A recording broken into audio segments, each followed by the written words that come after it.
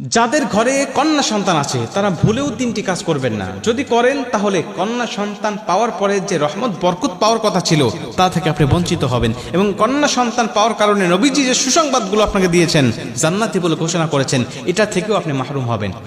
কারণ কন্যা সন্তান আল্লাহ পাকের পক্ষ থেকে একটা শ্রেষ্ঠ নিয়ামত। এই নিয়ামতের সৎ ব্যবহার কিন্তু আপনাকে করতে হবে, এই নিয়ামতের পরিচর্যা কিন্তু আপনাকে করতে হবে, এই নিয়ামতের হকগুলো আপনাকে আদায় করতে হবে। আল্লাহ পাক যখন কোনো ব্যক্তির উপরে খুশি হয় তখন তাকে একটা কন্যা সন্তান দান করে। এটা মুসা আলাইহিস সালামকে আল্লাহ স্বয়ং নিজে বলেছিলেন, মুসা, আমি যখন কোনো বান্দার উপরে সন্তুষ্ট হই, কোনো দম্পতির উপরে সন্তুষ্ট হই, তখন আমি আল্লাহ পাক ওই দম্পতিকে একটা কন্যা সন্তান দান করে দিই। অতএব আমরা ভেবে নিতে পারি যে যাদের কন্যা সন্তান আছে, আমার আল্লাহ তাদের উপরে হয়তোবা কোনো এক সময় খুশি ছিল, সন্তুষ্ট হয়েছিল, যার কারণে তাকে একটা কন্যা সন্তান দান করেছে। অতএব এই কন্যা সন্তানের সঠিক পরিচর্যা করতে হবে, সঠিক ব্যবহার করতে হবে, এই কন্যা সন্তানের হকগুলো সঠিকভাবে আদায় করতে হবে। তাহলেই নবীজির ভাষা অনুযায়ী আপনি নবীজির সাথে জান্নাতে থাকতে পারবেন। এক নম্বরে, এই কন্যা সন্তানকে আপনি ছোট্টবেলা থেকে